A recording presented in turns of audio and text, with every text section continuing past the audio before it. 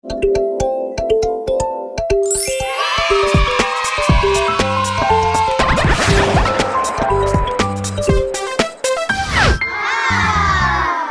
mulai. Assalamualaikum warahmatullahi wabarakatuh. Alhamdulillah, setelah kita tunaikan sholat maghrib secara berjamaah, kemudian kita zikir dan berdoa, mari kita lanjutkan untuk memperdalam apa yang telah kita baca mulai dari sore tadi itu, yaitu tentang ayat-ayat Allah yang dimana dalam kaitannya dengan pada surat Shafat, ya, Shafat. Nah, ini mungkin bisa dibaca dulu artinya atau terjemahnya. Siapa yang membaca dulu? Atau? Oh iya, boleh. Monggo, Pak ya. Mulai dari Pak, mungkin dari ayat 102. 102 dulu. Ada nyambung soalnya. Falamma balago itu ya. Maka ketika anak itu sampai pada umur sanggup berusaha bersamanya, Ibrahim berkata, "Wahai anakku, sesungguhnya aku bermimpi bahwa aku menyembelihmu. Maka pikirkanlah bagaimana pendapatmu." Dia, Ismail, menjawab, "Wahai ayahku, lakukanlah apa yang diperintahkan Allah kepadamu. Insya Allah engkau akan mendapatiku termasuk orang yang sabar." Yes. Maka ketika keduanya telah berserah diri dan dia, Ibrahim, membaringkan anaknya atas pelipisnya untuk melaksanakan perintah Allah, lalu kami panggil dia, "Wahai Ibrahim, sungguh engkau telah membenarkan mimpi itu. Sungguh demikianlah kami memberi balasan kepada orang-orang yang berbuat baik. Sesungguhnya ini benar-benar suatu ujian yang nyata. Dan kami tebus anak itu dengan seekor sembelihan yang besar. Dan kami abadikan untuk Ibrahim ujian di kalangan orang-orang yang datang kemudian. Selamat sejahtera bagi Ibrahim. Demikianlah kami memberi balasan kepada orang-orang yang berbuat baik. Sungguh dia termasuk hamba-hamba kami yang beriman. Dan kami beri dia kabar gembira dengan kelahiran Ishak, dengan nabi yang termasuk orang-orang yang soleh. Dan kami limpahkan keberkahan kepadanya dan kepada Ishak. Dan di antara keturunan keduanya ada yang berbuat baik dan ada pula yang terang-terangan berbuat zalim terhadap dirinya sendiri. Dan sungguh kami telah melimpahkan nikmat kepada Musa dan Harun. Dan kami selamatkan keduanya dan kaumnya dari bencana yang besar. Dan kami tolong mereka sehingga jadilah mereka orang-orang yang benar. Dan kami berikan kepada keduanya kitab yang sangat jelas. Dan kami tunjukkan keduanya jalan yang lurus. Dan kami abadikan untuk keduanya pujian di kalangan orang-orang yang datang kemudian. Selamat sejahtera bagi Musa dan Harun. Demikianlah kami memberi balasan kepada orang-orang yang berbuat baik. Sungguh keduanya termasuk hamba-hamba kami yang beriman. Dan sungguh Ilyas benar-benar termasuk salah seorang rasul. Ingatlah ketika dia berkata kepada kaumnya, "Mengapa kamu tidak bertakwa? Patutkah kamu menyembah Baal dan kamu tinggalkan Allah sebaik-baik pencipta, yaitu Allah Tuhanmu dan Tuhan nenek moyangmu yang berdahulu." Ya. Jadi apa yang telah kita dengarkan, beberapa ayat yang telah dibaca tadi, maksud dan maknanya, yang pertama adalah berbicara persoalan yang kaitannya dengan mimpi yang diterima atau dilakukan oleh Nabi Ibrahim alaihissalam. Terkait dengan apa? Terkait dengan mimpi untuk menyembelihnya, ya. Nah, ternyata apa? Menyembelih itu kemudian apa? Benar-benar ditawarkan pada anaknya. Padahal Nabi Ibrahim saat itu anaknya ini memang anak yang merupakan anak yang ini masih senang-senangnya gitu ya. Senang-senangnya anak itu tadi. Dari lama belum punya anak, kemudian punya anak yang kemudian anak ini ya sudah menginjak senang-senangnya orang tua pada anak itu ya. Kemudian di sana Allah telah memberikan atau merintahkan kepada Nabi Ibrahim falamma balagha sya'ya ma'au sya'ya qala ya bunayya inni ara fil manam. Ternyata disuruh menyembelih anaknya. Ini saya diberikan oleh Allah perintah untuk itu. Apa kata anaknya? Qala ya abatif alma tu'maru satajiduni insyaallahu minas sabirin. Nabi Ismail kemudian menyampaikan akan mendapati, disuruh menjalankan perintah itu dan akan mendapati anaknya anak yang sabar. Ya, ini kan penting ya. Jadi memang di dalam kehidupan ini, jadi Allah Subhanahu wa taala, mimpi itu bisa juga datangnya dari Allah, ya kan? Dan mimpi itu pula bisa juga datangnya dari dari setan, dan juga mimpi itu bisa juga datang dari diri manusia itu sendiri. Contoh misalnya kadang-kadang orang itu mau tidur ngelamun-ngelamun kemana-kemana gitu kan, kadang-kadang terus apa yang mau dingin kenapa, tahu-tahu terus malamnya mimpi, itu bisa juga terbawa sampai ke mimpi ya. Ada juga kemudian orang ini termasuk bagian daripada mimpi yang mereka terhembus dari dirinya sendiri gitu kan. Angan-angan begini ya, gitu kan. Ada juga mimpi kaitannya dengan mimpi yang datangnya dari setan.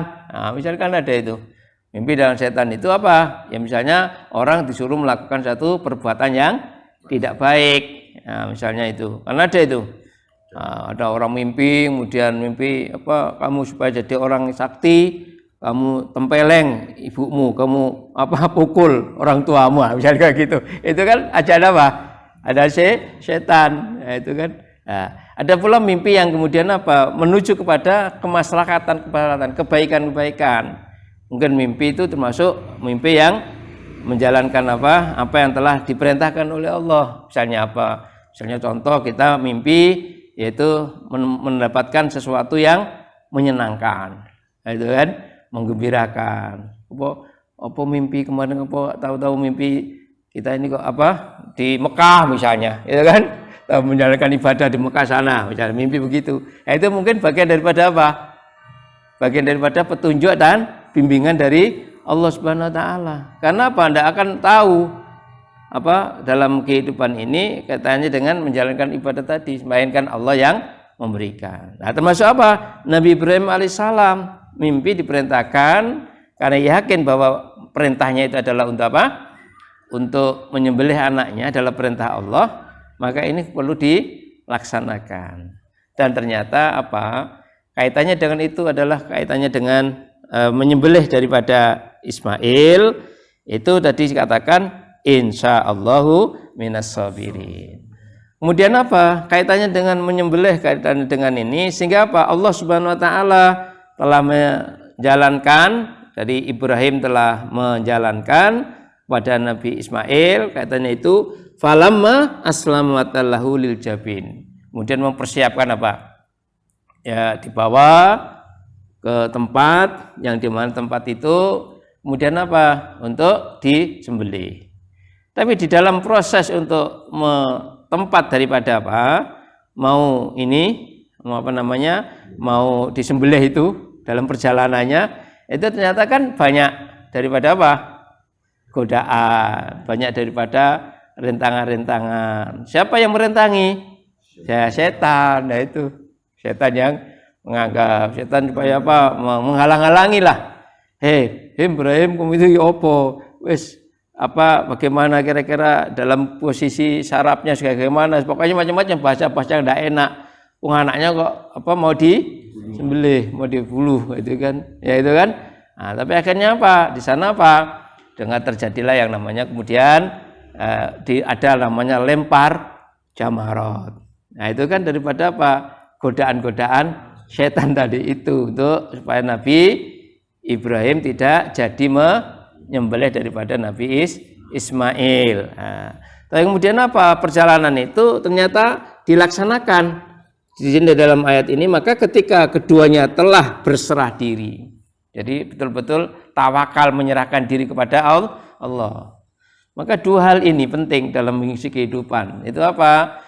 Dalam kaitan dengan apa? Idul Adha itu kan tidak bisa kita melepaskan daripada apa?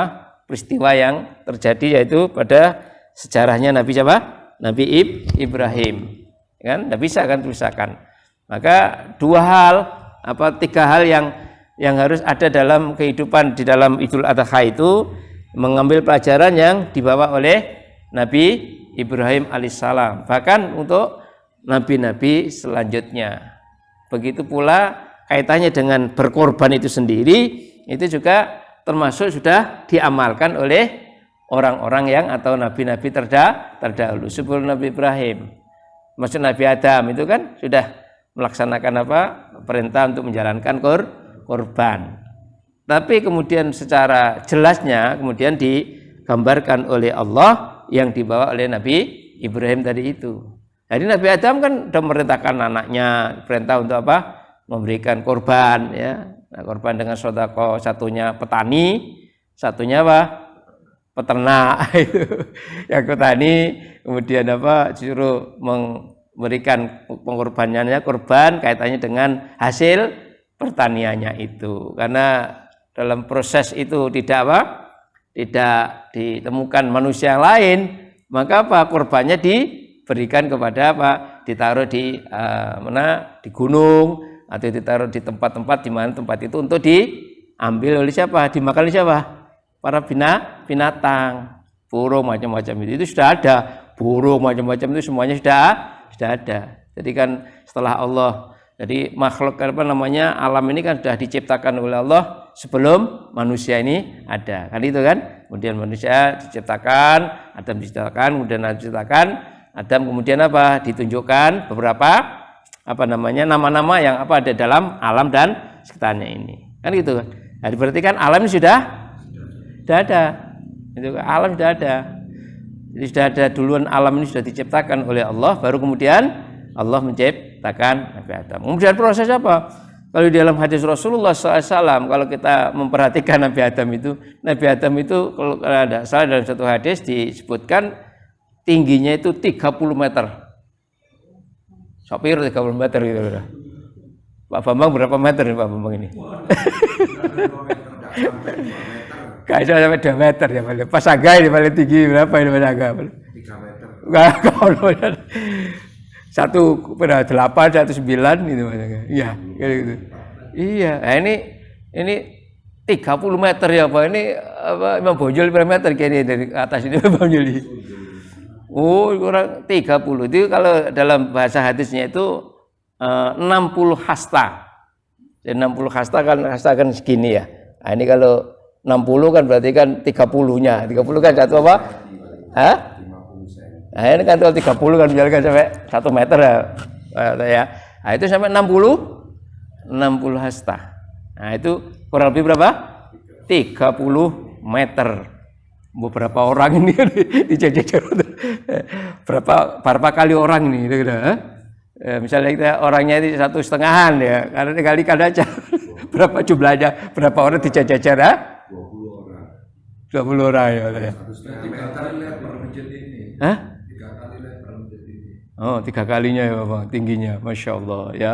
Itu Nabi Adam alaihissalam ya. Setelah peristiwa itu apa? Kemudian dia di dalam kehidupannya di alam di dunia, kemudian berkembang, ada keturunan-keturunannya. Lah keturunannya itu termasuk salah satunya adalah diperintahkan untuk melaksanakan pengkorban tadi itu. Jadi yang satu korban ternak, yang satu korban sesuai dengan hasil pertanian atau pekerjaannya yang hasil pertanian yang mereka lakukan. Karena tidak ada manusia, maka diperintahkan. Perintahnya adalah supaya kamu ambil yang baik-baik. Ya, nanti kan ada dalam ayat ini kebaikan-kebaikan itu ya. Misalnya kamu hasil panenan kamu yang baik itulah yang kamu keluarkan, sedekahkan untuk berkorban. Begitu pula ternak, ya begitu. Ya, ternaknya itu juga disembelihlah apa? Ternak yang terbaik. Ya, yang terbaik. Sehingga apa? Nah, ternyata yang ternak ini yang menggunakan dengan baik menurut apa yang telah diperintahkan oleh Nabi Adam alaihissalam, ayahnya. Perintahkan diambillah yang gemuk-gemuk, yang bagus, itu kemudian dibuat untuk berkorban. Akhirnya apa? Yang satunya enggak. Yang satunya adalah apa? Yaitu dengan yang namanya tanaman-tanaman atau hasil pertaniannya tadi itu barang-barang yang busuk-busuk yang itu. Jadi menyalahi daripada apa? Apa yang telah diperintah oleh orang tuanya. Dipilih sehingga api-api, sing rusak-rusak, sing busuk-busuk itu kemudian ditaruh. Keduanya terjadilah apa? Sudah barang tentu Allah Subhanahu wa taala menunjukkan bahwa mulai awal dalam kehidupan manusia itu kebaikan tadi, yang baik diterima, gitu kan? Akhirnya yang baik ini binatang tadi yang bagus, daging yang bagus udah dintekno sampai binatang-binatang lain dimakan dinikmati oleh binatang. Nah, sementara yang busuk tadi buah yang busuk, mangga yang busuk, kate yang busuk barangkali begitu ya kan? Nah, itu nggak mau kan?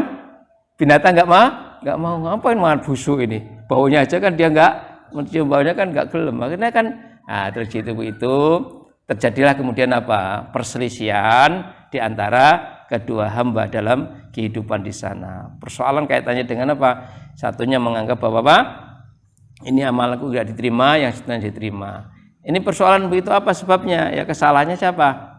Sudah barang tentu ada kesalahannya dalam dirinya sendiri, ya kan? Maka kita disuruh di dalam kaitannya dengan berkorban misalnya, ini disuruh kepada barang yang baik, jangan sampai cacat, jangan sampai ini. Nah itu. Ini mulai zaman dulu sudah ada. Maka di dalam kaitannya dengan ini Nabi Ibrahim alaihissalam menegaskan di dalam ayat itu kemudian dilambangkan dengan binatang tadi itu. Anaknya setelah disiapkan ternyata terus Allah mengatakan kamu adalah orang yang baik, wa nadainahu ya Ibrahim qad saddaqtar ru'ya. Kamu telah mewujudkan daripada mimpimu itu, perintah itu, inna kadzalika nazzil muhsinin. Kamu telah melakukan akan diberikan balasan terhadap orang yang berbuat kebaikan, dari kebaikan. Jadi kemudian di sana digantilah setelah disiapkan lalu kami panggil dia, wahai Ibrahim, sungguh engkau telah membenarkan mimpimu itu. Jadi mimpi ini percaya Nabi Ibrahim kan, karena anaknya sudah disiapkan, jadi kan, benar mimpinya itu. Kemudian sungguh demikian kami memberi balasan kepada orang-orang yang berbuat baik. Sesungguhnya ini benar-benar suatu ujian yang nyata dan kami tebus anak itu dengan seekor sembelihan yang besar. Apa di sini maksudnya sembelihan besar? Kibas ya domba itu kan? Ya domba ya. Nah, itu untuk sembelihan itu. Maka sampai sekarang kan kemudian dari ajaran Nabi Ibrahim itu sehingga di sini dilanjutkan oleh para nabi-nabi selanjutnya pada umat-umat selanjutnya sampai kepada Nabi kita Muhammad sallallahu alaihi wasallam. Kenapa? Perintah kaitannya ini untuk berkorban. Nah, orang berkorban itu sendiri itu adalah bukan panggilan-panggilan yang lain. Panggilan korban itu adalah panggilan untuk menjalankan apa yang telah diperintah oleh Allah. Dalam kaitannya berkorban ini, kemudian terkait dengan sesuai dengan kemampuan. Dan berkorban itu sendiri itu adalah tidak kemudian kadang-kadang banyak orang yang memahaminya itu secara sempit. Berkorban itu mungkin ketika hanya 1 tahun seumur hidup cuma 1 kali. Enggak. Berkorban itu adalah termasuk para ulama kaitannya dengan korban itu disebutkan adalah sunnah muakkadah. Jadi artinya muakkadah itu adalah sunnah yang dikerjakan, selalu dikerjakan. Nah, setelah dikerjakan ini ya kaitannya dengan masalah domba masalah ini. Nah, ini kan tadi dikatakan sesuai dengan kemampuannya. Jadi bukan kemudian cuma satu umur hidup masih satu misalnya. Enggak. Kalau selama kita ini hidup ini kita ada kemampuan, maka kita dianjurkan untuk menjalankan itu. Samalah dengan kita sunnah muakkadah itu kayak kita ini para ulama menafsirkan begitu. Jadi seperti kita sholat misalnya ini. Nah, sholat ini kan ada sholat sunnah muakkad itu misalnya. Contoh kayak ba'diyah, qobliyah. Nah, itu kan Nabi itu tidak pernah meninggalkan itu gitu. Ya. Kemudian sholat malam, ya kan? Nah, itu walaupun sederhana, sholat malam itu ya bisa kita amalkan, samalah dengan bulan suci Ramadan misalnya. Saya yang sering melihat itu kita bisa istiqomah itu, mari kalau setelah sholat isya itu jangan sampai seperti mari Ramadan, mari buyar kabeh gitu. Kalau bisa dijaga minimal 2 rakaat, jangan sampai kita tinggalkan. Contoh yaitu kita amalkan misalnya saat setelah sholat isya, samalah dengan tarawih itu loh. Nah, sholat isya kita lakukan. Nah, mari turu tangi mana ya, mau nggak dilanjutkan? Kenapa? Karena ini adalah amalan gitu, dijaga. Saya lihat ini yang saya ngamalkan nih Pak Bambang kayaknya ini. Witir kok begitu supaya apa? Kita bisa sama. Malam tangi, bangun lagi ya kita lanjutkan sholat lagi, ya kan?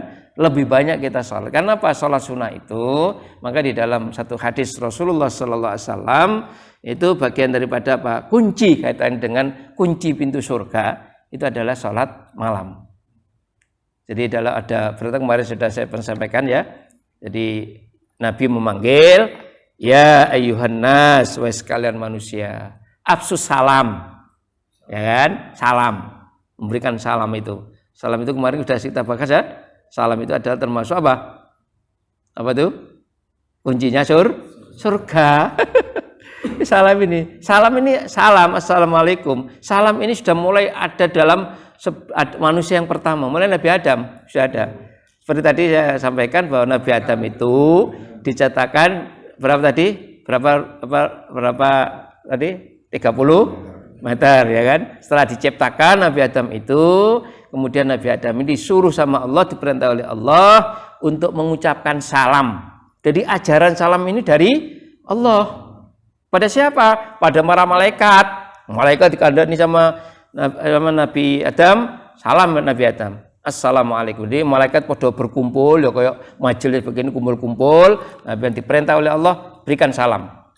Supaya salam itu nanti akan terbawa oleh selanjutnya untuk anak keturunan kamu. Jadi itu. Jadi salam ini mulai siapa? Nabi Adam. Jadi akhirnya Nabi Adam beri salam, ya kan? Mari beri salam, kemudian Nabi Adam diberikan salam.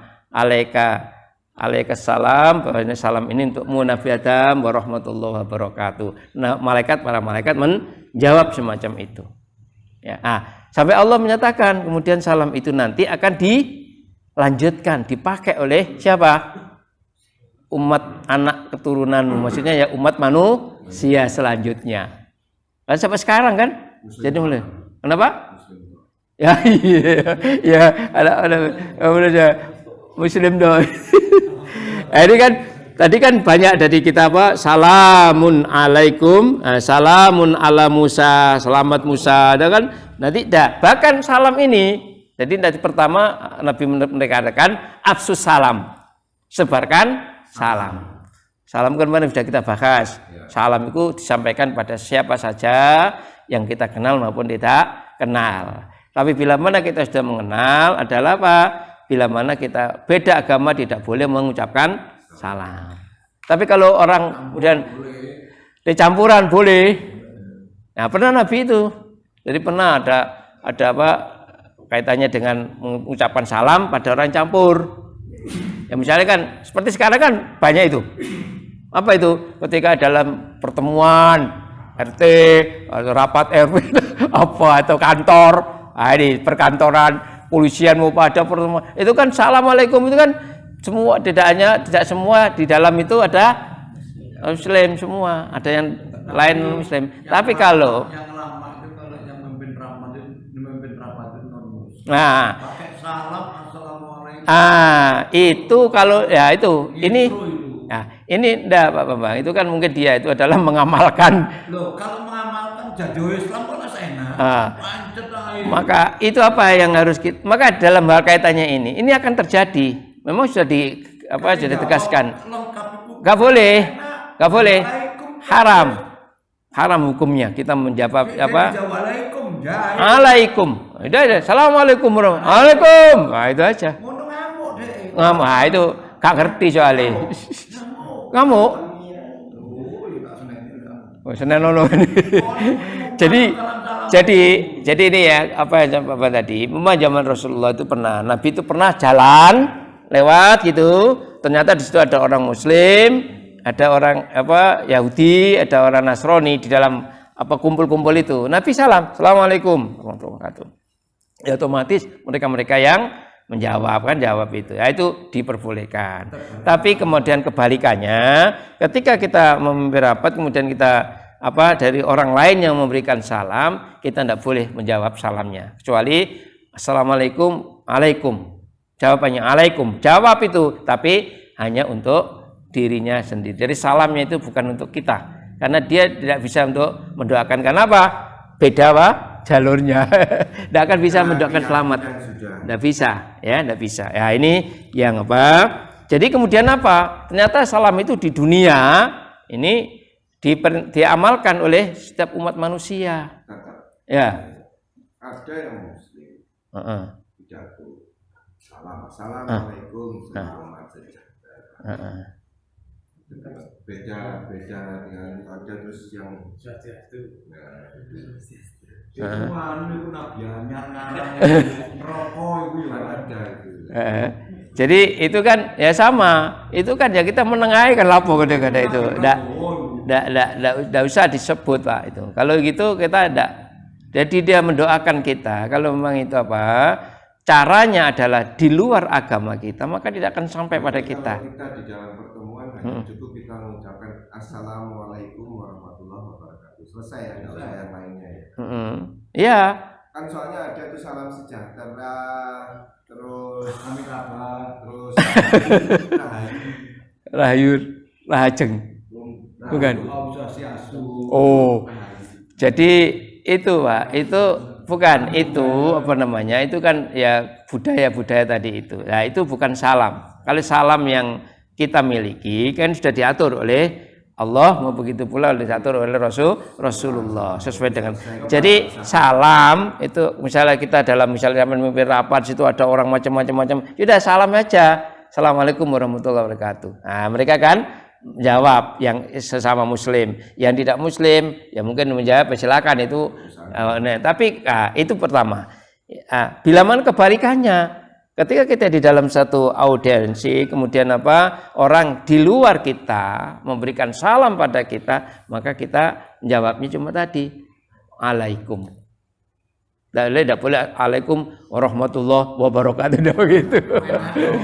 Enggak boleh, haram hukumnya. Memberikan jawaban secara tentang petunjuk teknis salam itu di An-Nisa. Iya, tahiyatum. Nah, itu kan. Jadi di sana Allah mengatakan bila kita sesama tadi ya berbicara masalah, ketika kita sama-sama ketemu assalamualaikum, meninggal itu, maka hukumnya wajib memberikan balasan seimbang. Waalaikumsalam. Atau mungkin kita jawab lebih banyak lagi. Waalaikumsalam warahmatullahi wabarakatuh.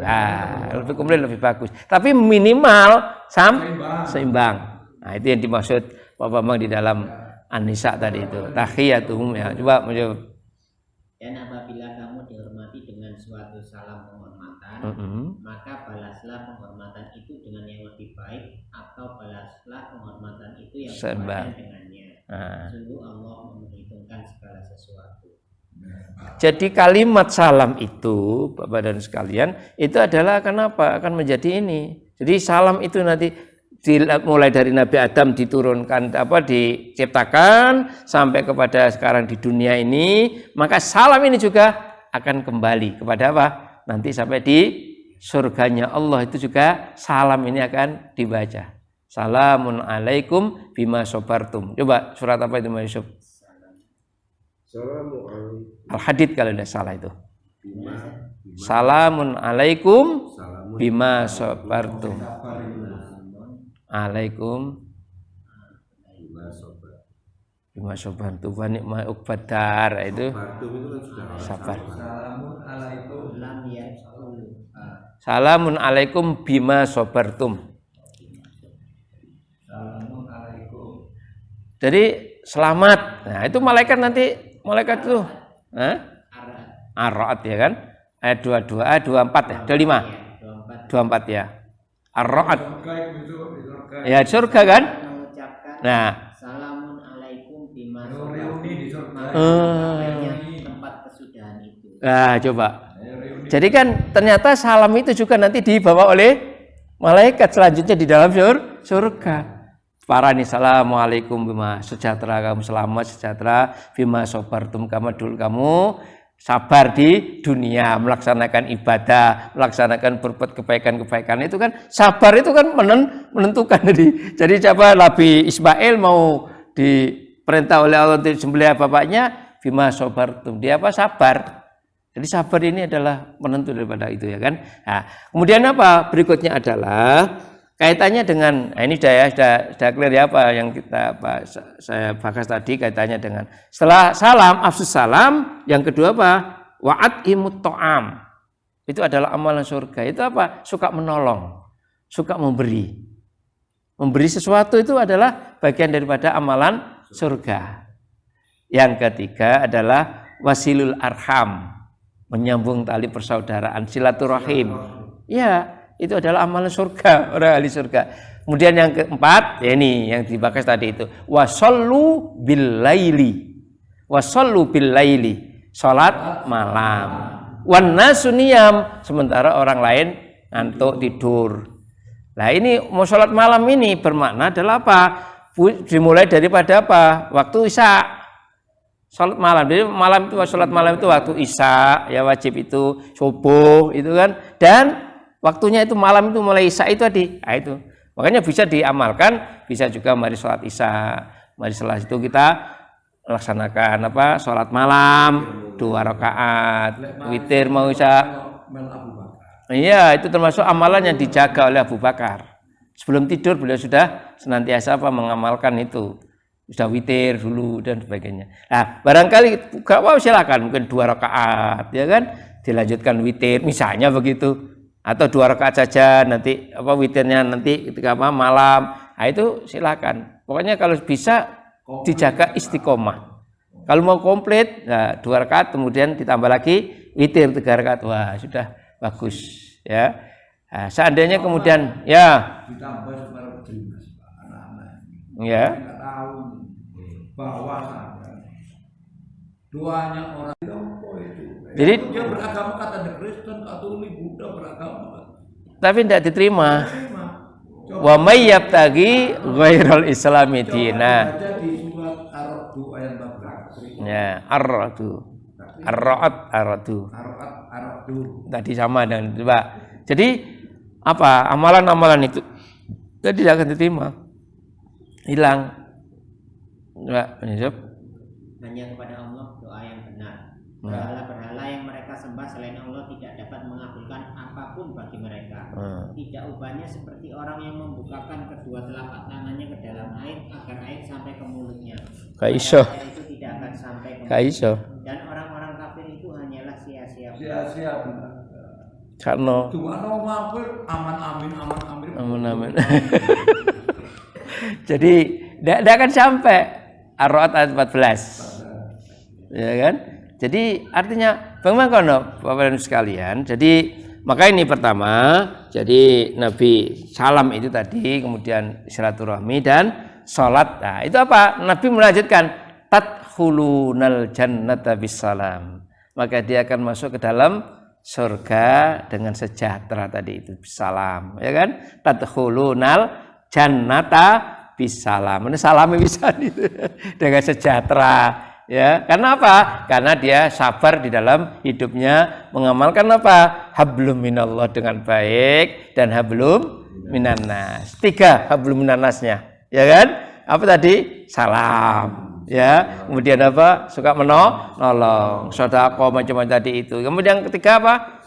Silaturahim, menyambung tali persaudaraan. Nah, itu adalah amalan yang, dan kan ditugaskan Nabi itu. Man ahabba ayyub sitolau fi rizkihi wa insya'ala fi asari fal yasil rahimah. Kalau kamu ingin apa? Mendapatkan tambahan rezeki, panjang umurnya, sambunglah silaturahim. Temu ngaji di Membonjol, alhamdulillah. Ono ae ya weji teko. Iki mau oleh buah aja teko. Ya kan rezeki itu kan.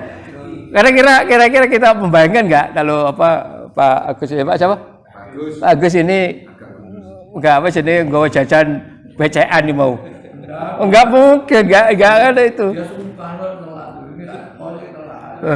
Enggak ada. Pakai maksudnya Bapak kan ternyata kan asalnya kalau undi ya kan, anak kurma, anak macam-macam, anak jajan. Tapi pertama mau jajan yang begitu dicokot pertama. Kata sen. Jelek apa masih hidup? Ya apa ya? Budur-budur itu loh apa itu?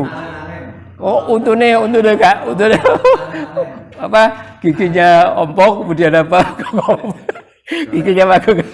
Gak cerdas. Gong ini Pak ngaji tadi. Coba dibaca surat Muhammad ayat 7, ayat 17 dan ayat 19. Ayat 7. Surat ya. Nah, ya. Muhammad ayat 7 terus 17 19. Ya 7 dulu baca Yusuf. Wahai orang-orang yang beriman, jika kamu menolong agama Allah, niscaya Dia akan menolongmu dan meneguhkan kedudukanmu. In tansurullah. Ini ya, terus lanjut. Dan orang-orang yang mendapat petunjuk, Allah akan menambah petunjuk kepada mereka dan menganugerahi ketakwaan mereka. Nah, ini penting ini. Nah. Terus yang ketiga, 19. Maka ketahuilah bahwa tidak ada Tuhan yang patut disembah selain Allah. ya. Dan mohonlah ampunan atas dosamu dan atas dosa orang-orang mukmin, laki-laki dan perempuan, dan Allah mengetahui tempat usaha dan tempat tinggal. Nah, jadi pertama adalah kaitannya dengan membela agama Allah. Termasuk tadi kita kemudian menjalankan perintah melestarikan apa yang telah diajarkan oleh Nabi Ibrahim alaihissalam. Kaitannya dengan berkorban itu juga bagian daripada apa? Untuk menjaga, diperintahkan oleh Allah. Jadi Allah telah menyatakan kadzalika nazzil muhsinin innahu min ibadil mu'minin wa basyarnahu bi ishaq nabiyyan minas sholihin wa baraknahu alaihi. Jadi artinya bahwa apa yang telah diamalkan oleh Nabi Ibrahim tadi itu akan dijalankan oleh orang-orang selanjutnya, termasuk Nabi Muhammad. Amalan-amalan tadi, kebaikan-kebaikan tadi itu tadi sudah disebutkan dalam ayat yang dimaksud baca tadi itu, termasuk bagian korban itu sendiri. Hewan korban itu adalah layana lallahu luhuma wala dima'uha wala kiyanalu taqwa minkum. Nah, ini balik. Jadi ketakwaan. Jadi bukan daging. Nah, coba. Al-Maidah 27. Ya. Luhuma wala dima'uha. Bukan daging dan darahnya dengan kubang itu, akan tetapi ketakwaannya lah yang sampai. Artinya apa? Berarti menyembelih hewan kurban, kita berkorban itu adalah panggilan keimanan. Coba baca Mas Yusuf. Dan ceritakanlah Muhammad yang sebenarnya kepada mereka tentang kisah kedua putra Adam. Ketika keduanya mempersembahkan kurban, maka kurban salah seorang dari mereka berdua Habil yang diterima. Nah, itu tadi ya. Yang lain Qabil yang tidak diterima. Dia Qabil berkata, sungguh aku pasti membunuhmu. Dia Habil berkata, sesungguhnya Allah hanya menerima amal dari orang yang bertakwa. Ya. Jadi itu kan tadi yang saya kisahkan ya, Qabil dan Habil. Ya kan? Surat apa? Al-Maidah. Nah, kemudian yang berikutnya tadi luhuma wala dima'uha. Luhuma wala dima'uha.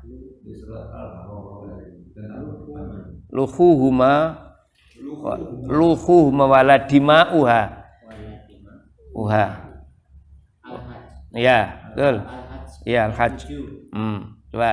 Daging-daging unta dan darahnya itu sekali-kali tidak dapat mencapai keridhaan Allah, tetapi ketakwaan dari kamulah yang dapat mencapainya. Demikianlah Allah telah menundukkannya untuk kamu supaya kamu mengagungkan Allah terhadap hidayahnya kepada kamu, dan berilah kabar gembira kepada orang-orang yang berbuat baik.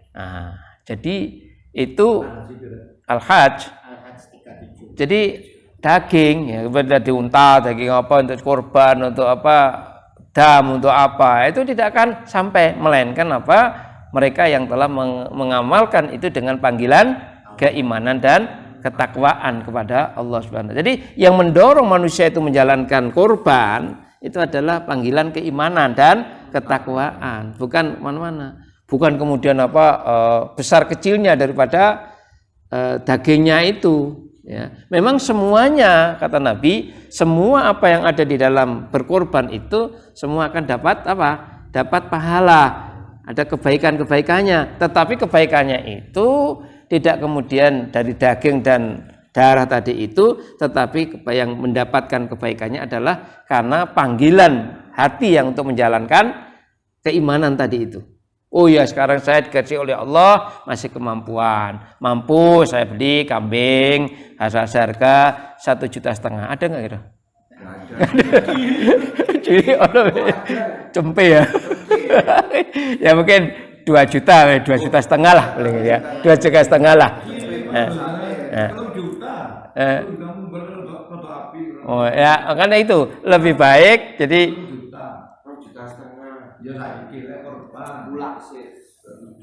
Jadi jadi apa namanya bisa apa? Nah itu misalnya ada kemampuan. Karena apa di dalam Idul Adha itu 3 kan yang perlu kita amalkan itu. Pertama haji. Wes haji ini terus apa? Blegudu ses gak ono kono. Wis kalau los ya kan. Kemudian yang kedua adalah apa? Kaitannya dengan yaitu apa? Berkorban. Ya, yang ketiga adalah apa? Sholat hari raya Idul Adha. Itu kan proses daripada Idul Adha itu. Ya, lah oleh karena itu apa? Kemudian apa haji tadi sudah. Kemudian dalam nah, sebenarnya apa? Kita ini disediakan oleh Allah fasilitas bagaimana kata Nabi, kamu itu dapat mendapatkan nilai haji dan nilai umroh dengan sempurna. Itu apa? Saat kamu menjaga waktu setelah sholat subuh dilanjutkan sampai syuruk. Jadi syuruk ketika matahari terbit, kemudian apa tenggul waktu apa sudah setombak ini, itu baru kita melaksanakan sholat syuruknya itu. Karena ada 4 waktu yang kita dilarang untuk sholat, dan kita dilarang untuk sholat melainkan ada sebab. Apa saja waktu itu? Yang pertama waktu setelah subuh.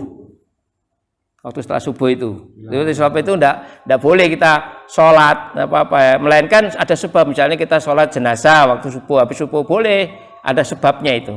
Sebab sampai apa? Datang ke masjid, sholat apa tahiyatul masjid hari subuh.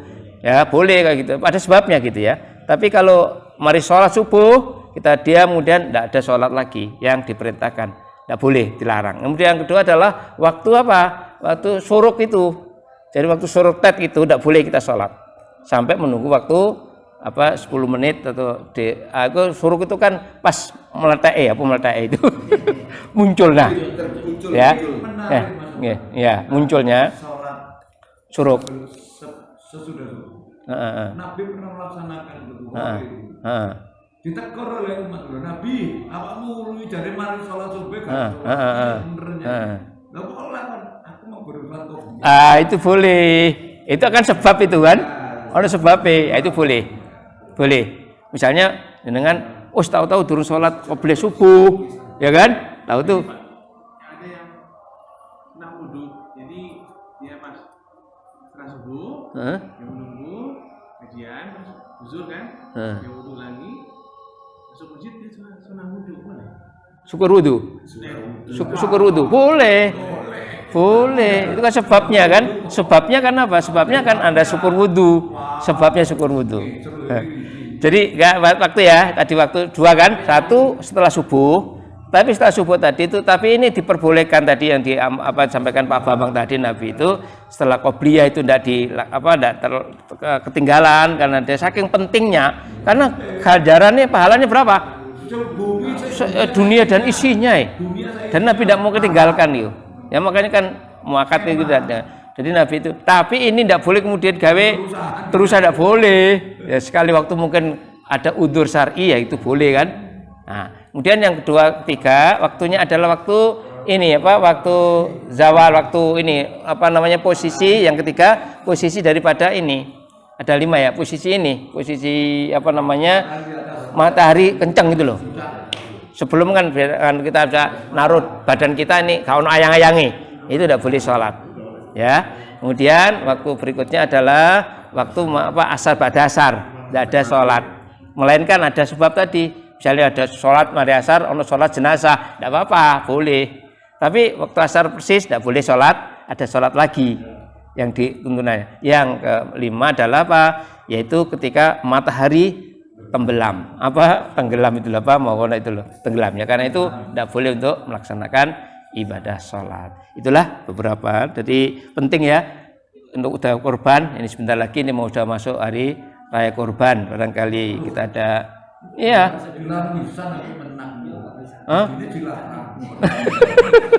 Kurbannya hajinya dilarang. Jadi iya. Jadi kita kaitan dengan itu ya. Cukup ya. Alhamdulillah. Jadi intinya adalah bagaimana kita mensikapi amalan-amalan yang perintah dalam kaitannya dengan ibadah kurban tadi itu, yang sudah Nabi Ibrahim, Nabi Ismail yang begitu menjalankan perintah Allah, maka sampai diabadikan sampai seterusnya.